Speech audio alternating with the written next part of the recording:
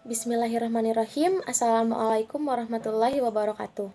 Perkenalkan, nama saya Lola Farera Roy dari Program Studi Akuntansi. Yang pertama-tama dan yang paling utama, marilah kita panjatkan puji dan syukur kepada Allah Subhanahu wa Ta'ala, karena atas nikmat dan karunia-Nya kita masih tetap bisa belajar di situasi COVID-19 ini. Sholawat dan salam tak lupa kita sampaikan kepada junjungan alam baginda Nabi Muhammad SAW.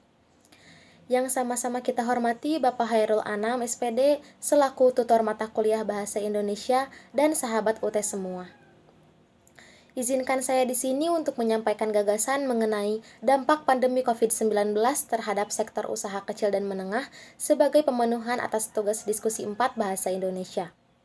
Teman-teman semua, seperti yang sudah kita ketahui bahwa sejak awal tahun 2020, Indonesia mengalami pandemi virus COVID-19 yang mengharuskan kita menjaga kesehatan lebih ekstra dari mulai memperkuat imun tubuh sampai mengurangi kegiatan kita di luar rumah.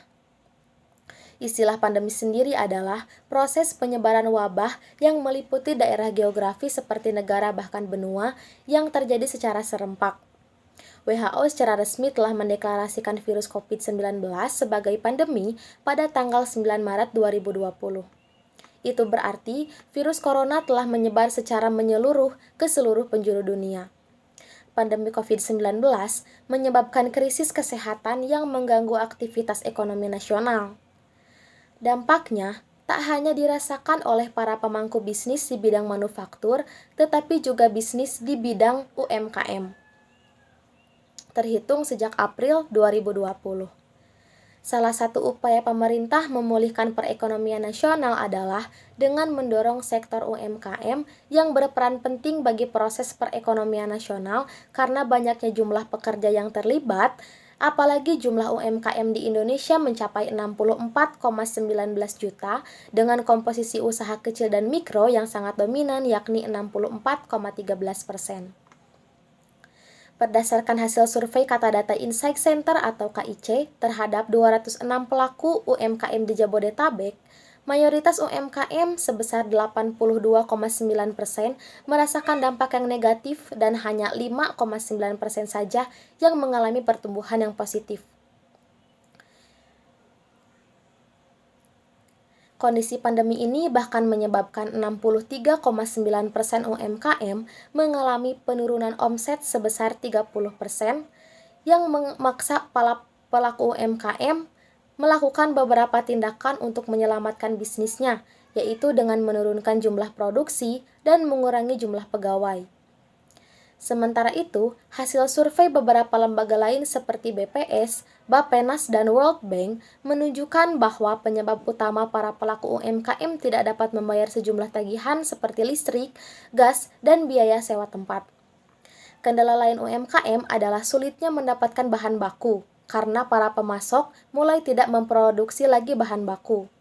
Jumlah pelanggan yang menurun, ditambah proses distribusi dan produksi yang terhambat. Selain itu, pembatasan kegiatan juga membuat sejumlah usaha seperti tempat makan terpaksa ditutup. Namun, pada kuartal 1 2021, terjadi sejumlah peningkatan positif dari pemulihan UMKM. BRI Mikro dan SME Index atau BMSI terbaru mencatat adanya kenaikan signifikan per kuartal 1 2021 dibandingkan kuartal 4 tahun lalu. Riset tersebut menunjukkan peningkatan BMSI menjadi 93% yang awalnya hanya 81,5%. Selain itu, mental para pelaku UMKM yang semakin kuat dan kreatif dalam mengembangkan bisnisnya terlebih lewat jejaring media sosial. Optimisme tersebut tercermin dari beberapa hal. Pertama, meningkatnya kembali aktivitas masyarakat karena angka infeksi COVID-19 yang sudah mulai menurun. Dan kesadaran protokol kesehatan di masyarakat juga semakin meningkat.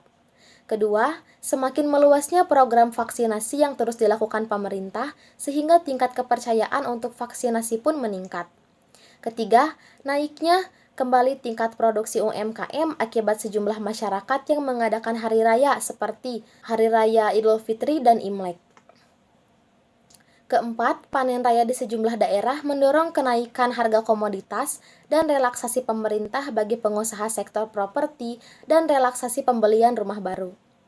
Sementara itu teman-teman, tantangan baru yang muncul sekarang bagi para pelaku UMKM adalah bagaimana mereka memanfaatkan media sosial sebagai cara menjangkau pasar yang lebih luas dengan biaya yang minim. Hal ini tentunya tidaklah mudah mengingat sebagian besar para pemilik usaha kecil merupakan kelahiran tahun 1965 sampai 1980 yang terbiasa dengan cara tatap muka langsung baik dengan para pembeli maupun para pemasok. Tetapi generasi muda setelahnya tidak kalah kreatif. Generasi milenial saat ini banyak yang menawarkan jasa untuk membuat desain produk digital dengan harga yang terjangkau. Juga sekarang banyaknya bisnis-bisnis dagang yang menjual kembali barang secara langsung dari tangan pertama tanpa mengubah bentuk barang tersebut untuk dijual kembali.